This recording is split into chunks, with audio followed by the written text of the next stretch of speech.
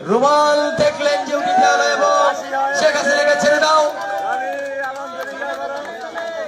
শেখ হাসিনাকে ফাঁসি দেওয়া হলো। আসো, আস্তে আস্তে নিয়ে আসো, মরার আগে আবার পরে না মরে যাই, এই একটা যন্ত্রণা আছে।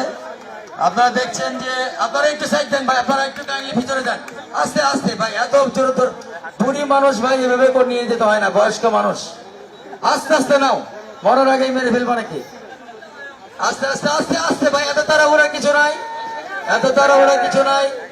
আমাদের এখানে ম্যাজিস্ট্রেট আছে ভাই, আপনারা একটু পিছনে যান ভাই, আর ফুটেজ খাওয়ার দরকার নেই, প্লিজ পিছনে যাই আমরা একটু।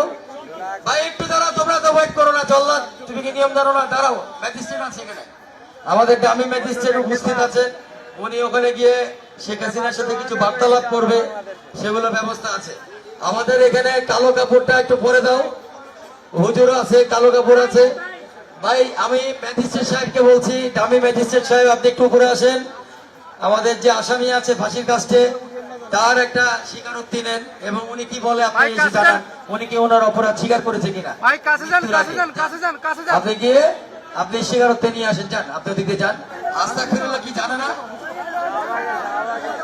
তাহলে আপনারা একটু বলে দেন যে আস্তাগফিরুল্লাহ। আমি তো ওনার হজে যাওয়ার ছবি দেখেছিলাম, ওরে কাঁদতেছে, স্বীকার করতেছে, শেষ সময় অন্তিম সময় স্বীকার করতেছে। ওনার কি কোনো শেষ ইচ্ছা আছে ম্যাজিস্ট্রেট সাহেব? আমি ম্যাজিস্ট্রেট, ওনার কি কোনো শেষ ইচ্ছা আছে? আপনি কি জিজ্ঞেস করেছেন? এই কি বলেন, ইলিশ মাছ খাইতে চাইবে না? নাহলে ইলিশ মাছ কেন খাইতে চাইবে ভাই? না না না, এরকম হওয়ার কথা না, কিছু রেডি আছে যেটা আল্লাহ নিজে দিবে।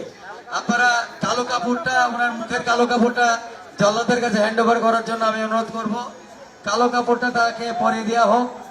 মোদির সাথে দেখা করার সুযোগ দেওয়া হোক, ওনার একমাত্র স্বামী হচ্ছে মোদি, মোদির সাথে দেখা করার সুযোগ দেওয়া হোক।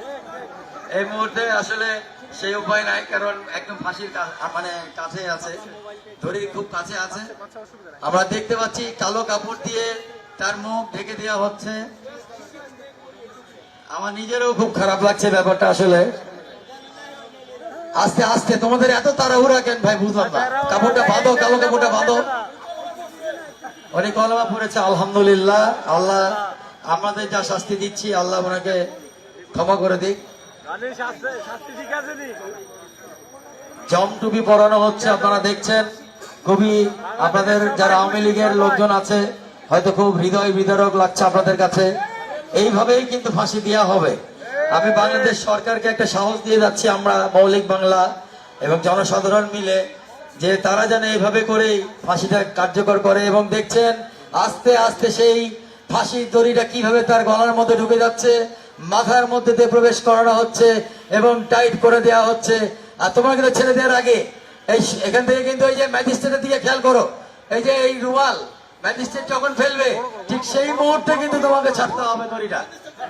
ম্যাজিস্ট্রেট একটু সামনে যাক, আমি একটু ঘড়িটা দেখি, আমার 1 মিনিটের মধ্যে আমি এই সাদা কিছু ইন্ডিয়াতে গিয়ে বহুত গালাগালি হবে, বহুত, মানে আমার বাপ মা তুলে, বউ বাচ্চা তুলে দেওয়া হবে। কোনো সমস্যা নাই, তোমাদের ভুল ভাঙবে, তোমাদের নেত্রী আর কোনোদিন ফিরবে না, নেত্রী ক্ষমতাতেও ফিরবে না, কিছুতেই ফিরবে না।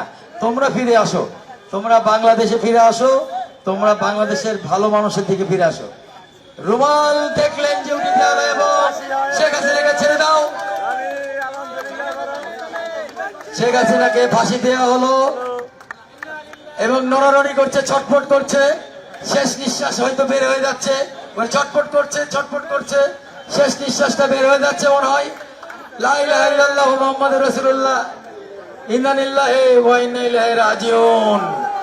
আমরা সবাই ইন্না লিল্লাহি ওয়া ইন্না ইলাইহি রাজিউন পড়ি, কারণ সে চলে গেছে, যে চলে গেছে তার উপরে রাগ রাখতে হয় না।